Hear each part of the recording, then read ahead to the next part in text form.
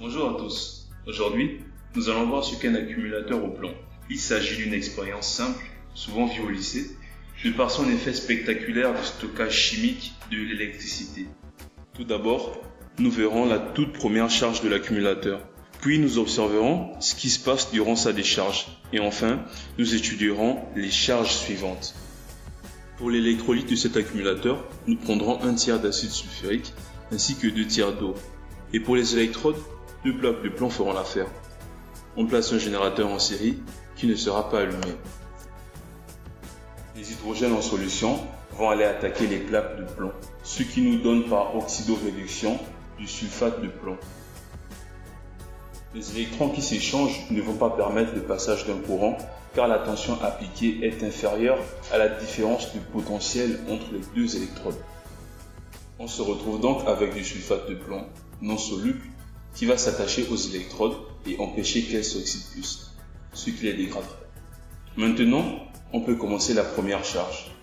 À l'aide du générateur, on va fournir une tension suffisante pour commencer l'électrolyse.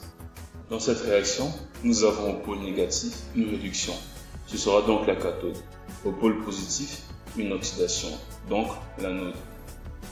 Au niveau de l'anode, l'eau va oxyder le plomb pour donner de l'oxyde de plomb. À la cathode, on remarque qu'il y a un dégagement d'hydrogène sous forme de bulle. Quand cette réaction est finie, on a un accumulateur chargé. Cette fois-ci, les 2 électrodes de plomb et d'oxyde de plomb vont réagir par oxydoréduction. Le pôle positif subira une oxydation et le pôle négatif sera réduit. Pour cette décharge, on va changer le générateur par une lampe. La borne positive subit une réduction, donc c'est notre cathode. L'anode sera donc au pôle négatif, à l'oxydation. L'échange d'électrons dans cette réaction va créer un courant qui permet à la lampe de s'allumer. Une fois cette réaction finie, on a des plaques recouvertes de sulfate de plomb et notre cellule électrochimique est déchargée. On va donc refaire une électrolyse. Mais pour toutes les charges qui suivent la première de notre accumulateur, on fait réagir cette fois le sulfate de plomb qui recouvre les électrodes.